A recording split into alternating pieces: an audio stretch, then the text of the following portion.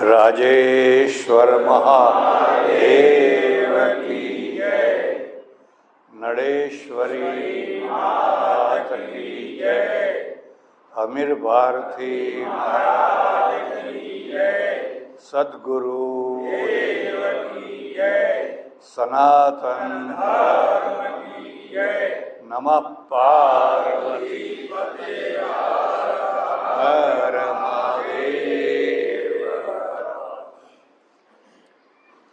સજ્જનો અને બહેનો, તુલસીદાસજીની રામાયણને કેન્દ્રમાં રાખીને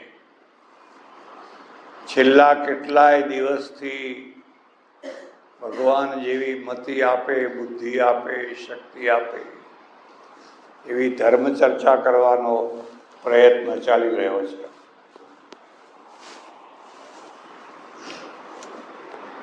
કાલે મેં એક વાત કહી હતી, પણ એક વાત અધૂરી રહી ગઈ હતી। તમે હારા છો, તમારે કોઈ ખબર જ નથી કે અધૂરી રહી કે પૂરી રહી ગઈ। પણ મને બાવળિયાથી શક્તિસિંહનો ફોન આવ્યો અને કે તમે 4 માણસો કયા હતા, એમાં એક તો બાકી રહી ગયું। આ વાત સાચી છે, ફરી રિપીટ કરી દઉં છું। જેમ જેમ તમારો આયામ મોટો થતો જાય એમ એમ તમારા સેવકો, નોકર ચાકરો પણ વધારે મોટા થતા જાય। એક ખાસ વાત યાદ રાખજો, આ જે મોટા માણસો છે ને એ નાના માણસોને રોજી આપે છે, નાના માણસોને રોજી આપે છે। જો મોટા માણસો ના હોય તો નાના માણસોને કોઈ રોજી ના હોય, એટલે એમને એમનો પથારો બહુ મોટો હોય। જેટલો પથારો મોટો એટલી રોજીઓ વધારે। તેમાં 4 વાતો કહી હતી: નોકર, ચાકર, સેવક અને ગઢ। સેવક રહી ગયો હતો। નોકર ચાકરની વાત કાલ કહી દીધી હતી। સેવક એને કહેવાય, એ સેવા કરે।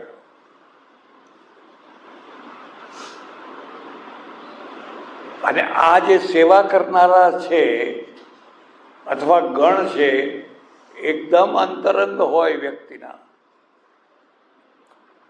એ ભલુંય કરે ને ભૂંડુંય કરે। જો ખાનદાન હોય, જાતવાન હોય તો તમારા નજીક આવીને તમારો બેડો પાર કરી દે। પણ જો ખાનદાન ના હોય, જાતવાન ના હોય તો તમારા પેટમાં પેસીને પગ પોળા કરે, ભસ્માસુર બને। એટલે આ 2 વાતો છે, સેવા કરે। દયાનંદ સરસ્વતી મહાન મહાન ધર્મ પુરુષ, ક્રાંતિકારી, અને જ્યાં જાય ત્યાં એમનો પોતાનો રસોઈયો સાથે લઈ જાય। અમારે સાધુઓને જે ભ્રમણ કરનારા છે એમને સૌથી મોટી ઉપાધિ જમવાની। રોજ નવા નવા ઘરે જમવા જાઓ, અહીં મરચું વધારે નાખ્યું, અહીં મરચું નાખ્યું જ નહીં, અહીં મીઠું નાખ્યું, અહીંયા ગોળ નાખ્યો, અહીં આ કર્યું, અહીં આ કર્યું, એટલે ભોજનમાં મજા ના આવે। અને ચાણક્ય લખ્યું છે કે જેનું ભોજન બગડ્યું એનો દિવસ બગડ્યો, અને અથાણું બગડ્યું એનું વર્ષ બગડ્યું। જીવિતમ નષ્ટમ કુભાર્યયા, અને જેનું આખું જીવન બગડ્યું કુભાર્યાથી, કુભાર્યા મળી આખું જીવન બરબાદ કરી નાખ્યું। એમ ભોજન તો સ્વાદિષ્ટ હોવું જોઈએ, મારો પણ આ નિયમ છે। 2 જ વસ્તુઓ, 3, 4, 5, 10 નહીં, 2 જ, પણ 2 બરાબર થવા જોઈએ। એટલે મોટા ભાગે કથાકારો, પ્રવચનકારો પોતપોતાનો રસોઈયો રાખતા હોય છે, એ બરાબર જ છે।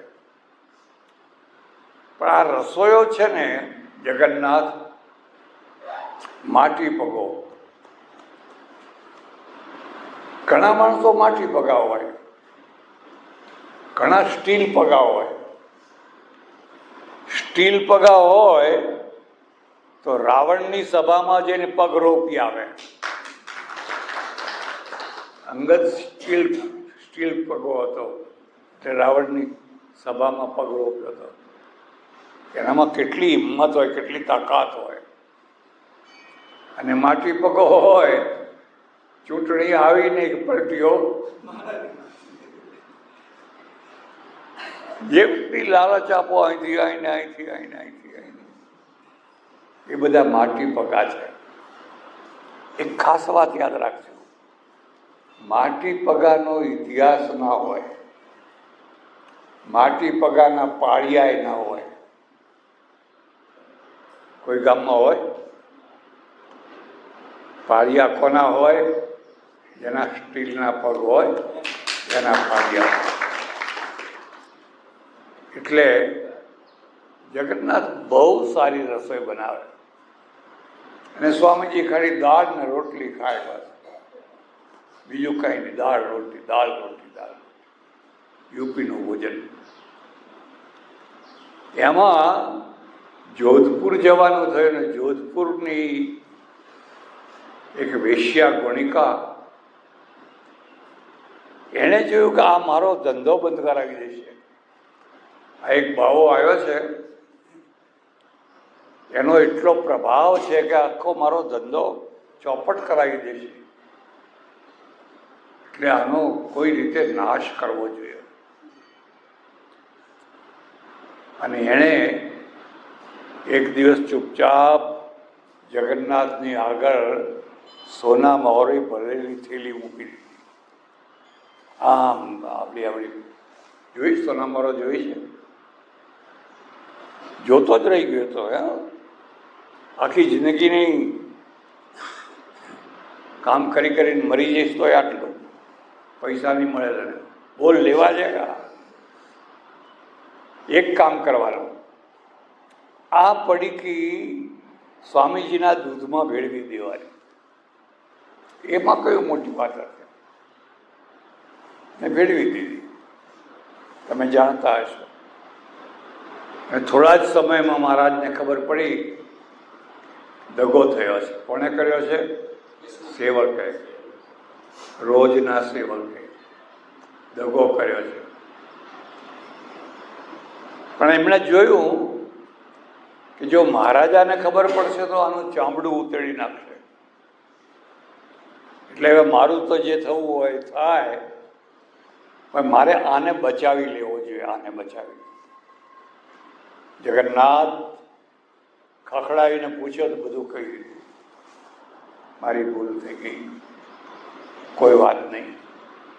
જ્યાં પેલું કબાટ ઉગાડ, ને કબાટમાં થોડા પૈસા પડ્યા છે, એ પૈસા લઈ અને વહેલી તકે તું આ જોધપુરનું સ્ટેટ છોડી દે, ને તો રાજા મારી નાખશે તમે. એને વિદાય કરી દીધો.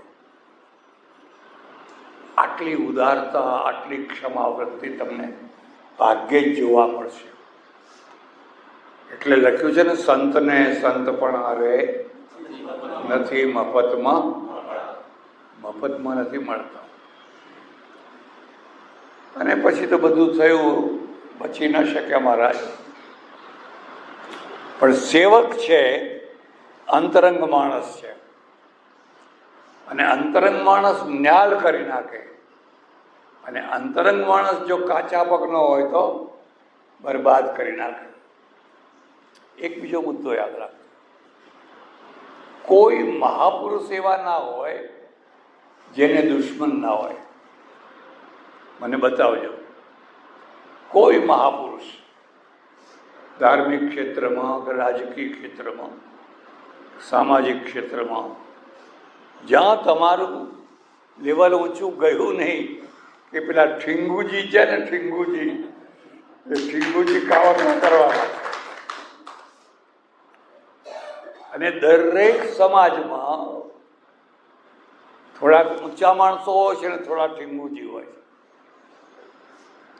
એટલે દરેક મહાપુરુષની પાછળ કોઈને કોઈ હલકો માણસ પડી જ જતો હોય છે, અને એને આવા માટી પગા સેવકો મળી જાય, બરબાદ કરી નાખે.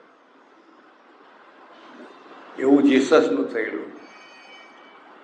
જીસસને એના ખાસ નજીકનો માણસ જુડાસ, એ જુડાસ ફાંસકે ચડાયો, અને જુડાસ છે એની સાથે છેલ્લું ભોજન કર્યું, સાથે બેસીને છેલ્લું ભોજન કર્યું.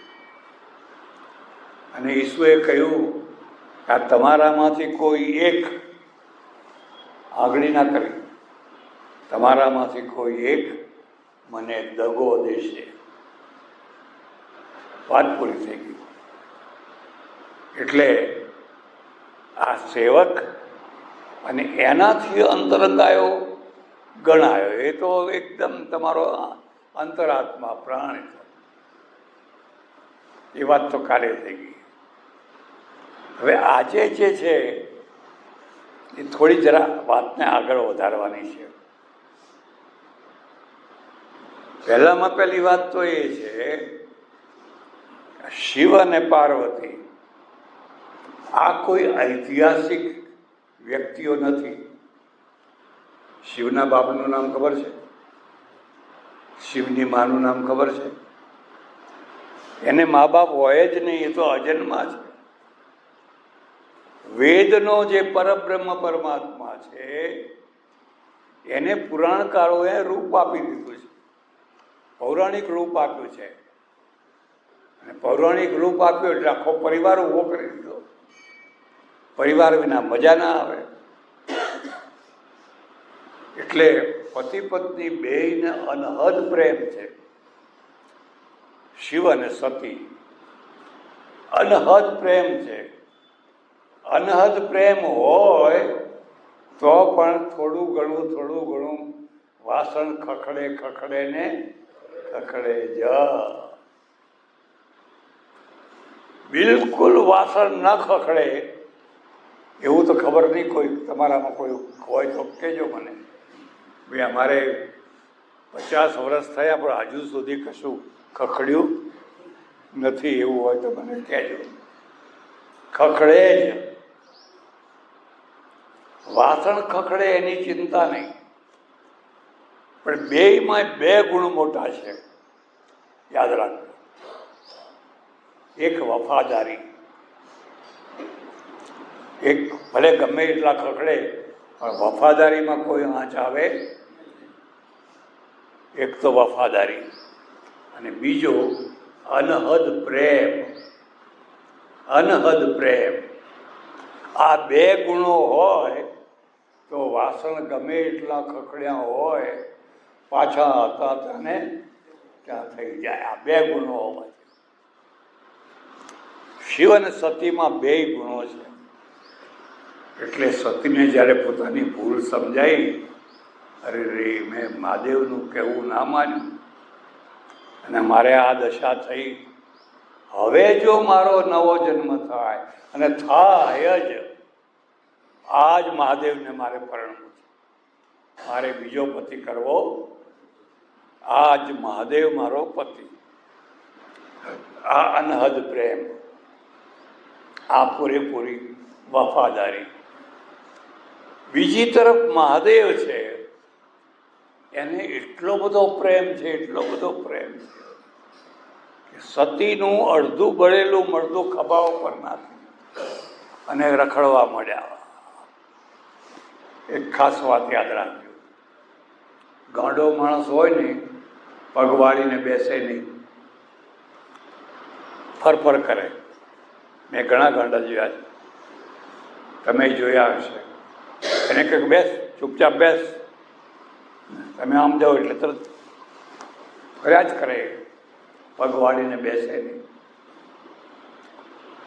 એમ આ આઘાત લાગ્યો મહાદેવને પત્નીના વિયોગનો, એ મળદું છોડતા નથી. આ એક બીજી વાત શીખવા જેવી છે. મહાદેવ વીતરાગ છે, વૈરાગ્યના દેવ છે. અને વૈરાગ્યનો દેવ હોય એને તો કોઈ લેવા દેવા નહીં. ના ના ના, ખોટી વાત છે. વૈરાગ્ય છે એ તમારા પ્રેમને શુદ્ધ કરે, પ્રેમનો નાશ ના કરે, પ્રેમને શુદ્ધ કરે. અને પ્રેમ જ્યારે શુદ્ધ થાય ત્યારે પરમેશ્વરનું રૂપ ધારણ કરે. એટલે પતિ પત્ની બે પણ જો સાચા પ્રેમી હોય તો એ પણ એમના ઘરમાં શિવ પાર્વતી જ છે, લક્ષ્મી નારાયણ જ છે. પણ સાચા બે હોય તો વૈરાગ્યથી શુદ્ધ થાય. વૈરાગ્ય શું કરે? સ્વાર્થ વૃત્તિને સમાપ્ત કરે. મારે કઈ ના જોઈએ, મારે કઈ ના જોઈએ, મારે કઈ ના જોઈએ. તમે ખાઓ, તમે ખાઓ, તમે ખાઓ, મારે કશું ના જોઈએ. આ વૈરાગ્ય છે. મારે બધું જોઈએ, કોઈને નહીં આપવા, કોઈને લેવા નહીં દઉં, મારે બધું જોઈએ. આ રાગ છે. આ રાગને વૈરાગ્ય શુદ્ધ કરે એટલે દિવ્યતા આવે, જીવનમાં દિવ્યતા આવે.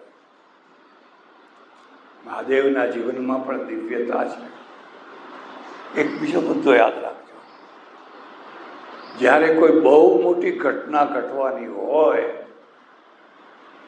ત્યારે કોઈને કોઈ મહાપુરુષને આઘાત લાગતો હોય. આઘાતમાંથી જ્વાળામુખી ફૂટી નીકળે, આઘાતમાંથી ધરતીકંપ નીકળી. તમે જાણતા હશો, 2 પ્લેટો નીચે ચાલી રહી છે. એ 2 પ્લેટો જરા નજીક આવીને ટકરાય ને ધરતીકંપ થઈ જાય ઉપર. આપણે ત્યાં પણ એક પ્લેટો કરી રહી છે. ક્યારે કઈ પ્લેટ કોની સાથે ટકરાય કંઈ કહેવાય. અને નજીકની જ બાજુ, દૂરની નહીં. હવે દેવોએ વિચાર કર્યો કે હવે આ માણસ તો ગાંડો થઈ ગયો, પત્નીની પાછળ, આને આપણે આ ગાંડપણમાંથી છોડાવવો જોઈએ. એટલે શું કરશું?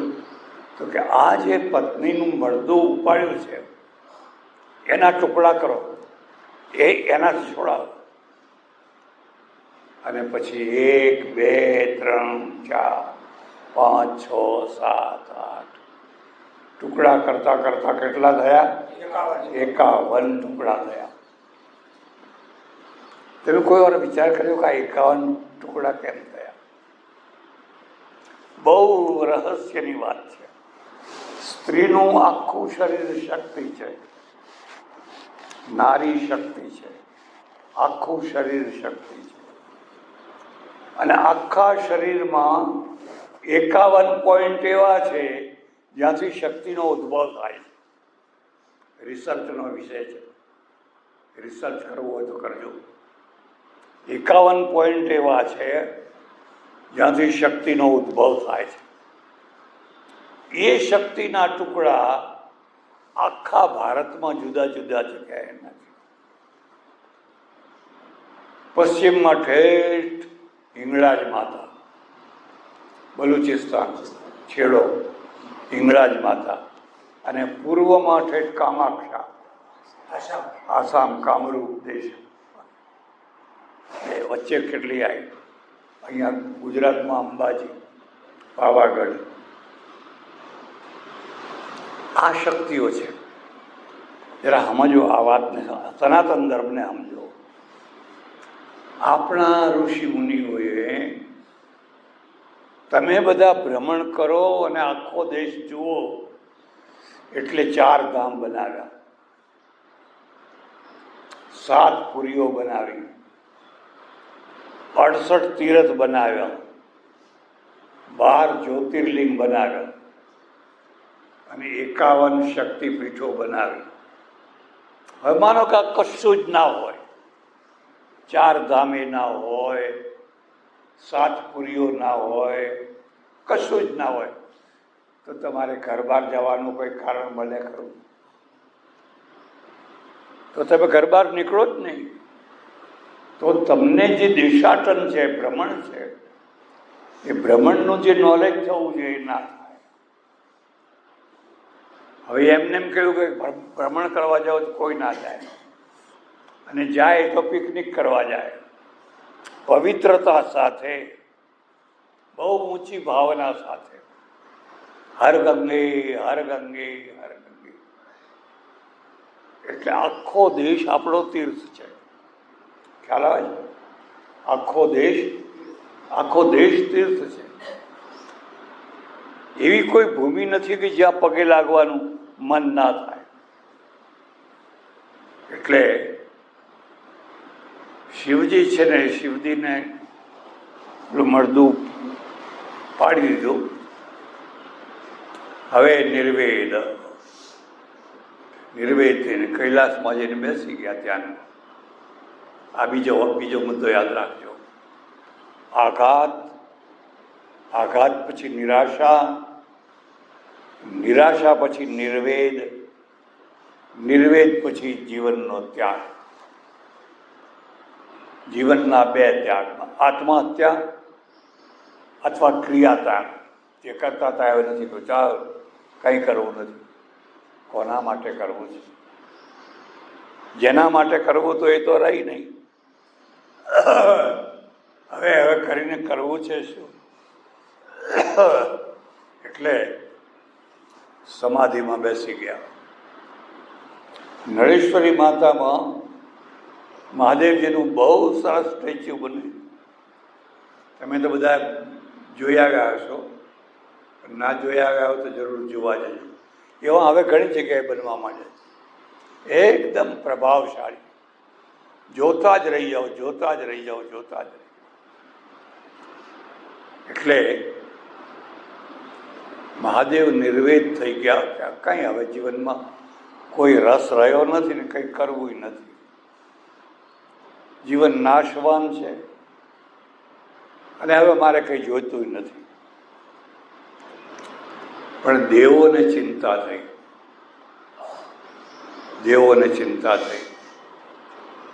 દેવોને ચિંતા એ થઈ કે તમે નિર્વેદ થઈને બેસી ગયા છો અને અહીં આખા દેશમાં ગુંડા વધી ગયા છે. ગુંડા રાક્ષસો વધી ગયા છે.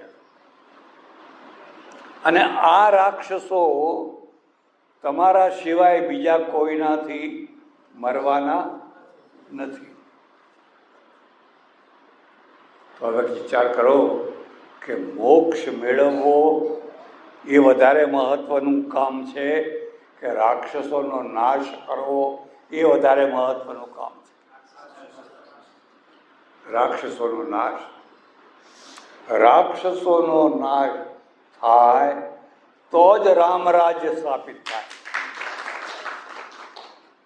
ગાંધીજી રામરાજ કરતા હતા અને રાક્ષસોને ખૂબ ખવડાવતા હતા. પાછા હવે રામરાજ આવતું હશે. રામરાજ લાવવાનો રસ્તો કાઢ્યો યોગીએ. યુપીના આદિત્યનાથ યોગીએ કે આપણે હવે એમને ખવડાવવું નથી, તોડવું છે. જે બુલડોઝર ચલાવ્યું એ બુલડોઝર એટલે ચક્ર. અત્યારનું ચક્ર બધાને હરકા કરી દીધા. એવો એક દીકરો જુએ, દીકરી જુએ એવી.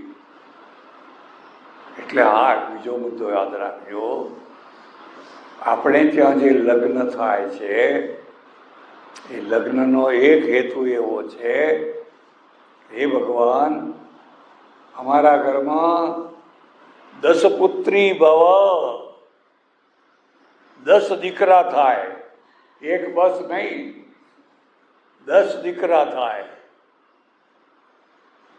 એમાંથી 2 એરફોર્સમાં જાય, 2 નેવીમાં જાય, 2 BSFમાં જાય અને બનાસકાંઠાનો ડંકો વગાડે.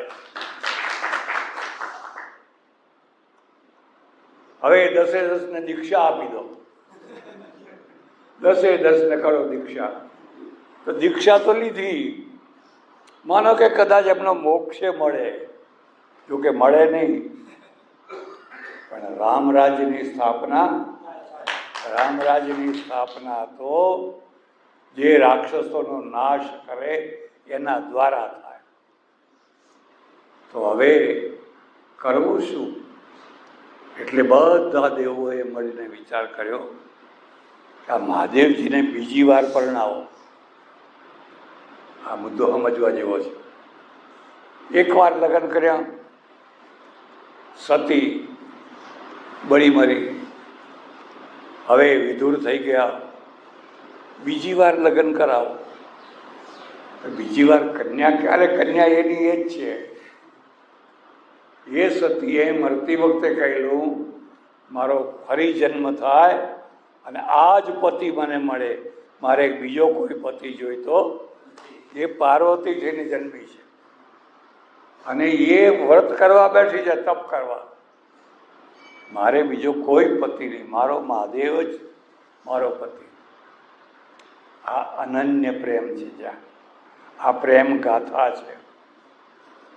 પણ હવે મહાદેવ તો સમાધિમાં છે અને આ સમાધિમાં યોગીઓને સંછેડવા એટલે બહુ દુઃખદાયી હોય.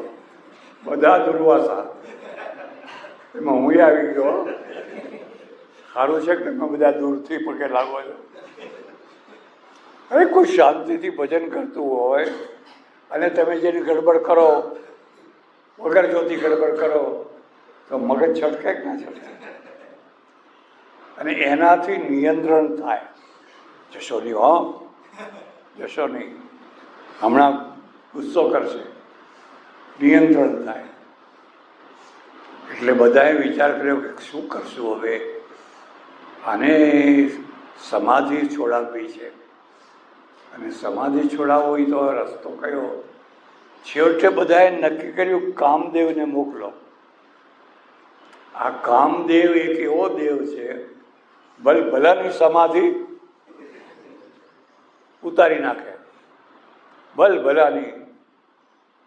એટલે બધા મળીને ગયા કામદેવ પાસે.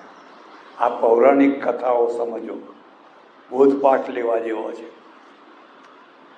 કામદેવને કહ્યું કે ભાઈ આટલું કામ કરો કે ના હો તો મને મારી નાખે. તો એ જેવો તેવો માણસ નથી, એને છંછેડવા જેવો નથી. પણ કે ના, આટલી તો તમારે રામરાજ્યની સ્થાપના કરવા માટે અમારે ઉત્તમ બાળક જોઈએ છે, આ સિવાય બીજે ક્યાંય મળવાનું નથી. આટલું કામ તો કરવું જ પડશે. કામે વિચાર કર્યો ભલે ત્યારે હવે મરવું જ છે તો ચાલો જઈએ. હવે મોટા માણસના હાથે મરવું એ પણ એક સદભાગ્ય કહેવાય. ચૂંટણીમાં જીત્યા, હાર્યા, પણ મોટા માણસના હાથે હાર્યા તો એ ગૌરવની વાત કહેવાય. અને કામ છે, ઓહો, તુલસીદાસજીએ વર્ણન કર્યું છે. કંઈ વર્ણન કર્યું?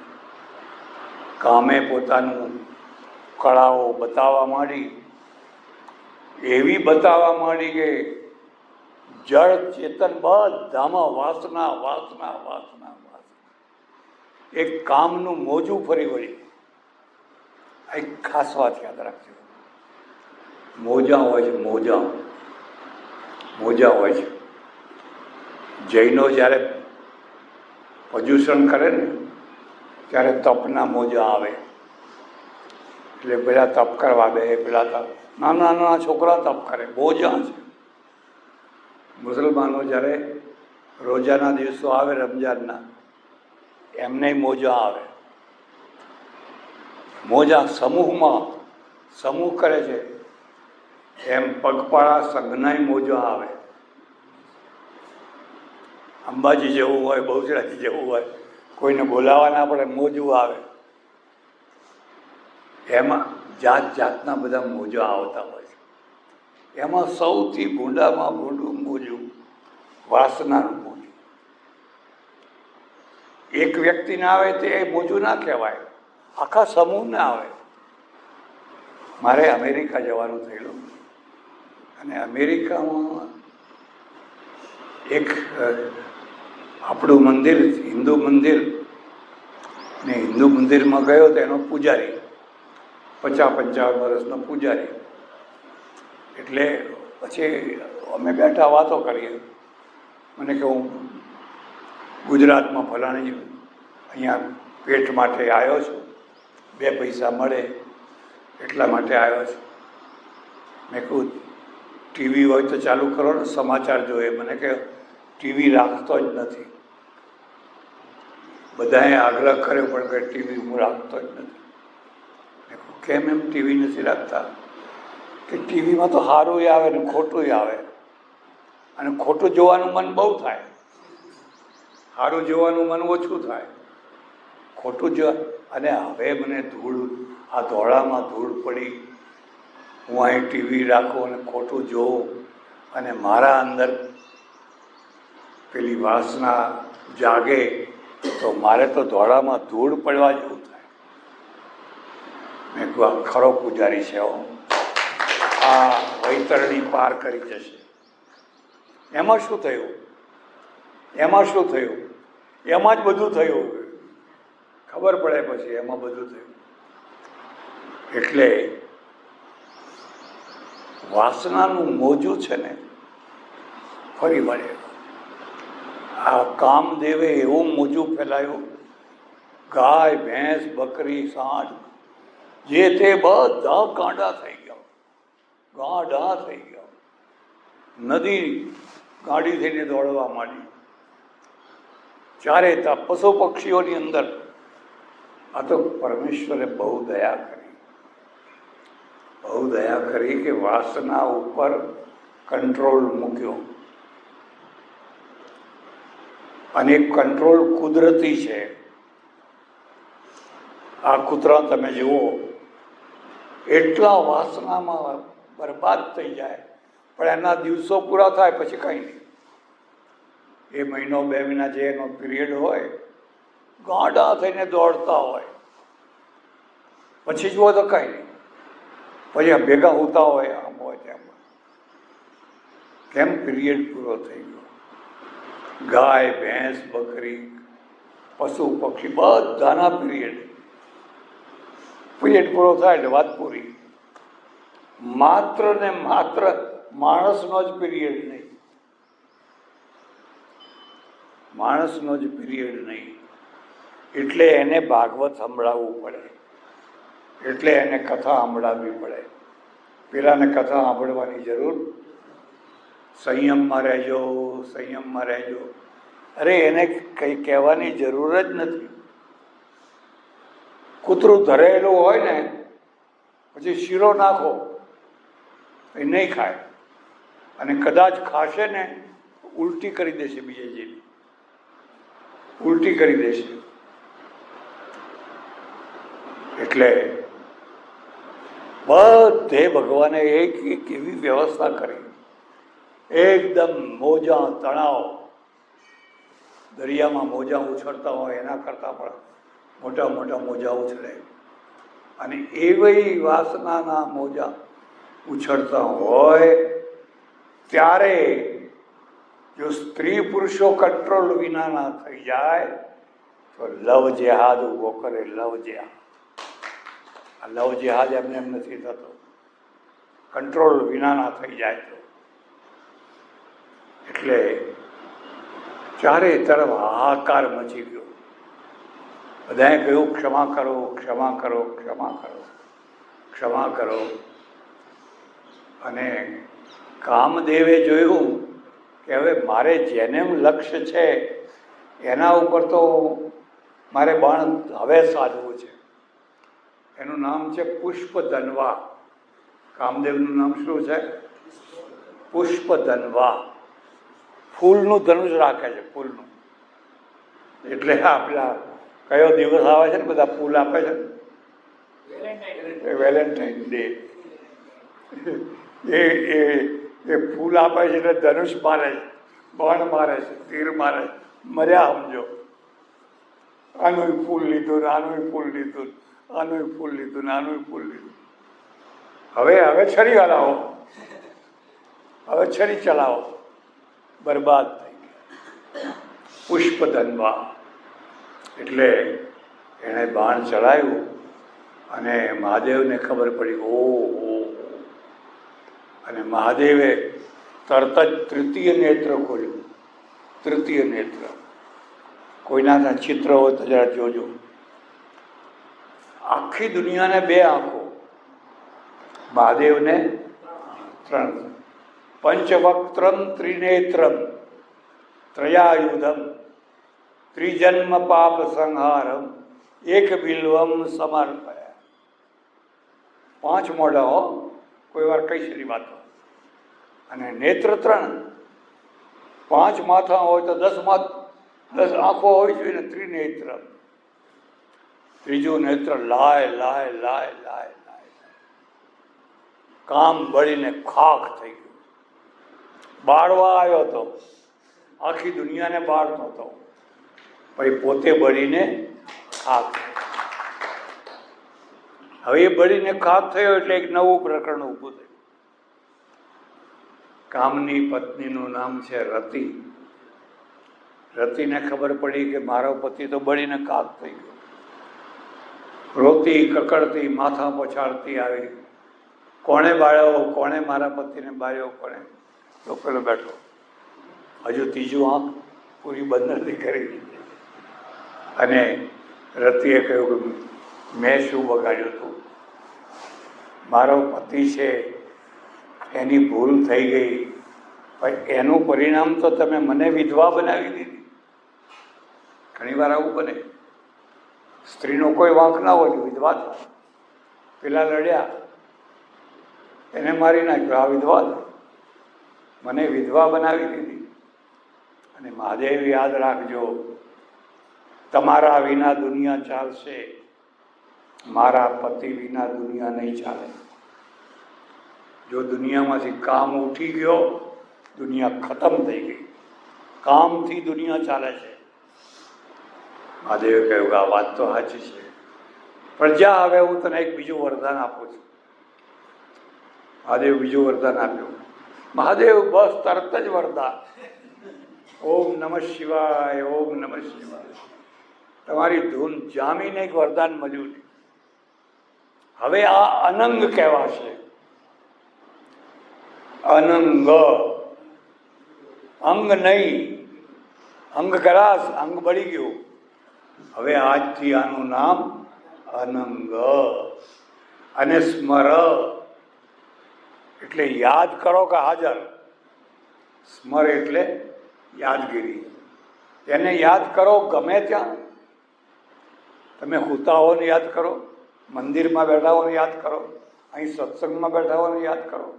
યાદ કરો એટલે હાજરા હજુર. બીજા બધા કામ ક્રોધ આદિ છે એને નિમિત્ત જોઈએ, એમને ક્રોધ ના આવે. આ તો વગર નિમિત્તે હાજર તરત જ. એટલે એનું નામ રાખ્યું સ્મર. અને મહાદેવનું નામ રાખ્યું સ્મરહર. સ્મરહર, જે સ્મર યાદ કરવા માત્રથી આખી દુનિયાને હેરાન હેરાન હેરાન હેરાન કરતો હતો, એ જ સ્મરને મહાદેવે બાળીને ખાક કરી નાખ્યો. હવે શાંત, હવે શાંત. એટલે આ બધા નામ પણ સમજવા જેવા. સ્મરહર પિશાચા સહચરા ચિતા ભસ્મા લેપ સ્રગપિંડ કરોટી પરિકરા. હવે તારો પતિ અનંગ, અને એને કોઈ અંગની જરૂર નહીં. યાદ કરવા માત્રથી હાજરા હજુર થઈ જશે. ઘણા વર્ષો પહેલા મારે ત્યાં એક સંન્યાસી આવ્યા. 80 વર્ષના હશે, વૃદ્ધ સંન્યાસી, 80 વર્ષના હશે. પછી બેઠા, પૂછ્યું મેં. મને કે હું ડૉક્ટર હતો, બ્રાહ્મણ હતો, અને થોડુંક કર્મકાંડનું કામ કરતો અને ડૉક્ટરનું કામ, બેય કામ કરતો.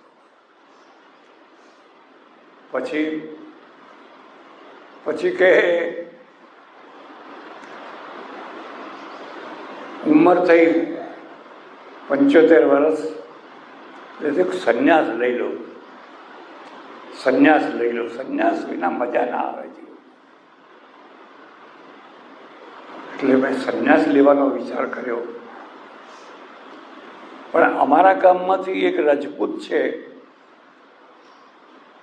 એ રજપૂત છે એમણે સંન્યાસ લીધેલો,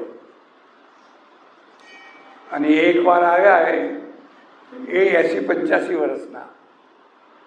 એટલે મેં એમને પૂછ્યું, તમે સંન્યાસી લીધો, હવે વાસનાનું શમન થયું છે, હવે તમારી વાસનાની શાંતિ થઈ ગઈ છે? બહુ સાચા માણસ હતા. એક બીજો ધ્યાન રાખો, સાચા માણસ સિવાય કદી સત્સંગ થાય જ નહીં. ખોટા માણસ સાથે સત્સંગ કરો તો એ ખોટો થાય, ખોટા રવાડે ચડાવનારો થાય. બહુ સાચા માણસ હતા. એને કહ્યું, ભાઈ મારી વાસનાનું હજુ શમન થયું નથી. ઓહો, આટલી ઉંમરે તમારું? ના, હજુ નથી થયું. કેવી દશા થાય છે તમારી? હજુ કે મને તો કે કૂતરા જેવી મારી દશા છે. કૂતરો જેમ હળ હળ હળ હળ કરતો હોય ને એવી મારી દશા છે. હું જરા અટકી ગયો. એવું પછી એક બીજા એવા વૃદ્ધ મળ્યા, એમને પૂછ્યું, મેં કહ્યું આ એક કૂતરા જેવી વાત કરશે. કૂતરા જેવી દશા તમારી છે? કે ના રે ના. તો કેવી છે? જો હડકાયા કૂતરા જેવી. કૂતરું તો સારું, પણ જે કૂતરાને હડકવા હાલ્યો હોય એને પગવાડીને બેસવાનું હોય. અને હું ગભરાઈ ગયો. પછી મેં નક્કી કર્યું કે સંન્યાસ લઈશું, પણ પતિ પત્ની બે ભેગા રહીશું. બે ભેગા ફરે, હો, બે સાથે ફરે, બે ભેગા ફરે. એટલે આ મહાદેવ છે, એમણે તૃતીય નેત્ર ખોલીને વાસના છે, વાસનાની શાંતિ થઈ ગઈ. ચારેય તરફ શાંતિ. બળ બળ બળ. એ બીજો મુદ્દો યાદ રાખજો. બધી બળતરા કરતા વાસનાની બળતરા બહુ દુઃખદાયી. એમાંય પાછલી જિંદગીમાં. જુવાની તો સંયમનો સમય છે, જુવાનીમાં ખબર ના પડે. પાછલી જિંદગીમાં ઘણી છોકરીઓ છે, નથી પરણવું, કોલેજ કરી, વકીલ થઈ, કલેક્ટર થઈ, ફલાણું થયું થાય. આજકાલ તો થાય છે. પછી પાછલી જિંદગીમાં એ એટલી દુઃખી થાય. હવે શું? હવે તો ખલાસ. આ રીંગણા કરમાઈ ગયા. હવે એનો કોઈ ગ્રાહક ના થાય. જ્યારે એનો ભાવ હતો ત્યારે ના કરતા રહે. હવે આ રીંગણાનો કોઈ મફતમાં કોઈ ભાવ ના પૂછે. બહુ મેં એવા કેટલાય લોકોને જોતા હતા, કેટલાય લોકોને દુઃખી થતા જોયા છે. એટલે પશ્ચિમની સંસ્કૃતિ આ દૃષ્ટિએ સારી છે. પશ્ચિમના લોકો આ દૃષ્ટિએ સારા છે, વાસ્તવિક છે. એ વાસ્તવિકતાને સ્વીકાર કરે છે. મારે આશ્રમમાં એક ઠક્કર આવે છે, અઠવાડિયામાં એકાદ વાર આવે છે. બહુ સારો માણસ, બહુ ભલો માણસ. મને કે મારે દર મહિને 2.5 લાખ રૂપિયાની આવક છે. 2.5 લાખ રૂપિયાની. મેં કોઈ ધંધો બંધો ના, કે બધું શેર હોલ્ડરો ને એવું બધું કર્યું છે, એમાંથી 2.5 લાખ રૂપિયા આવે. અને ઘરવાળી મરી ગઈ છે, ઘરવાળી નથી. મારે બીજા લગ્ન કરવા નથી. 62 વર્ષની ઉંમર છે.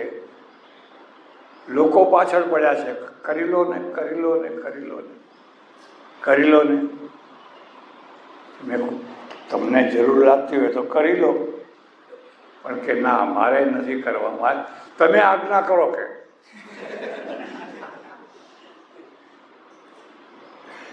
મેં કહ્યું અત્યારે તો તમે જમવાનું કે ટિફિન બાંધ્યું છે, મારો ખર્ચો 30,000 રૂપિયા મહિને, મારો પોતાનો બંગલો છે, ટિફિન બાંધ્યું છે, બહુ સરસ ટિફિન આપી જાય ભાઈ, 30,000 રૂપિયા મારો ખર્ચો, બાકીના પૈસા મારે નાખવા ક્યાં? મને કે તમે બતાવો મારે આ પૈસા ક્યાં વાપરવા. મેં રસ્તો બતાવ્યો આ રીતે વાપર, પણ કે પરણું ને ઘરવાળી આવે મને વાપરવા ના દે, મને વાપરવા ના દે. કંઈ બધા જલારામ ના હોય ને બધા જલારામની ઘરવાળી જેવી ના હોય, તો મારે તો એને આધીન થવું પડે. મારે આ કામ કરવું નથી. બહુના દૃષ્ટિકોણ છે. એટલે બે પ્રકારના માણસો છે. એક માણસ તો એવો છે કે પરણવું છે, પરણવું છે, પરણવું છે, ગમે તેમ કરો, ગમે ત્યાંથી લાવો, ગમે તે નાતની, ગમે તે જાત, પણ મને પરણાવો. અમારે ચરોતરમાં ગામે ગામ આવા મૂર્તિયા બેઠા છે. અને એક એવો છે કે એની માટે કન્યાઓ તૈયાર છે, પણ એ કહે છે ના મારે નથી પરણવું, મારે બેયના રસ્તા જુદા છે ને, બેયના રસ્તા જુદા છે. એટલે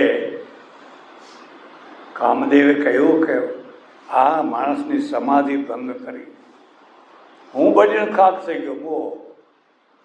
હવે શિવજી ઉઠ્યા, અને શિવજી ઉઠ્યા એટલે બધા દેવો બધા તૈયાર હતા. અને દેવોએ કહ્યું કે મહારાજ તમને ખબર છે એક કન્યા કેટલા વર્ષોથી તમારું તપ કરે છે અને તમને ખબર નથી? કે ના, એનું નામ છે પાર્વતી. એ પર્વતરાજની પુત્રી છે. પર્વતરાજ એટલે હિમાલય, હિમાલયની પુત્રી છે. અને એ ગયા જન્મે સતી હતી. હવે યાદ આવ્યું, કે હવે યાદ આવ્યું.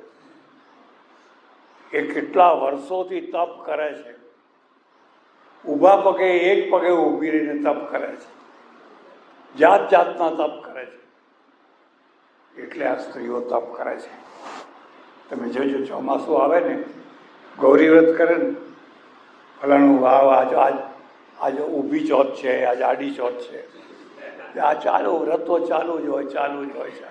સાકરિયા સોમવાર છે, ફલાણા છે, ફલાણા છે. હું કેનેડામાં, અને કેનેડામાં જે ઘરે ઉતરેલો એની છોકરી ત્યાં એસએસસી કરે, ત્યાંની એસએસસી. એણે આવીને મને પ્રશ્ન પૂછ્યો કે તમને એક પ્રશ્ન પૂછું? મેં કહું આ પૂછો. કે મેં ગૌરી વ્રત કર્યું છે, એટલે અમારે સ્કૂલમાં નાસ્તો મળે, પણ હું કહું નહીં. એટલે અમારી ગોરી સહેલીઓ છે, અમને પૂછે છે કે તું કેમ નથી ખાતી? તો કે મેં વ્રત કર્યું છે. આ વ્રત કર્યું છે કેમ? અને વ્રત ચાલુ જ હોય પાછો. આજ શનિવાર હોય, આજ સોમવાર હોય, આજ મંગળવાર. આ તો તમને ખાનગીમાં કહો, બહેનો સાંભળે નહીં એવી રીતે. બહુ ભગતડી કન્યા હોય ને એની સાથે લગ્ન ના કરવો,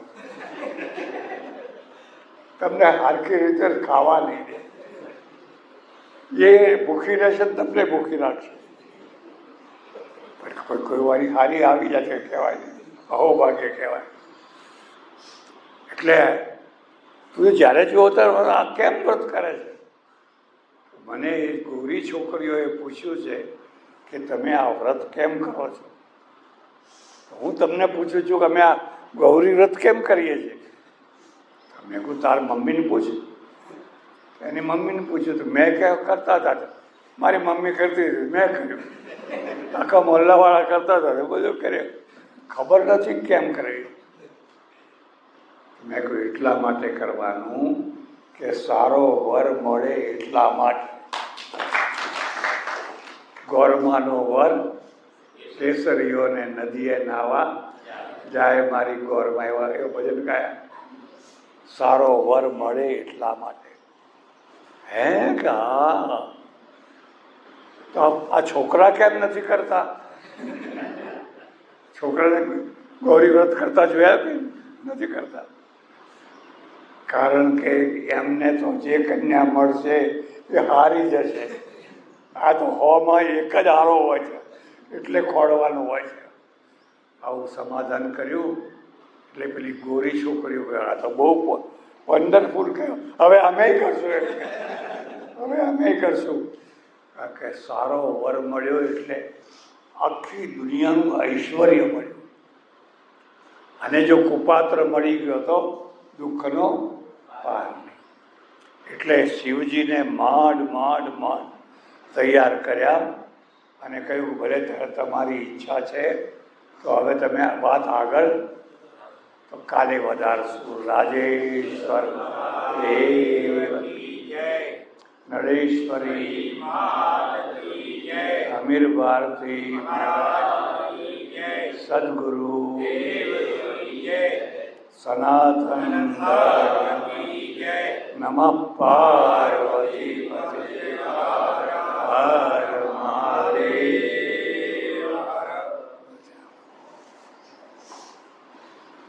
પેલા બે બાપના દર્શન કરે પછી થયો જાય. આજના બધા ખાસ નો પ્રસાદ બધા લઈ જજો.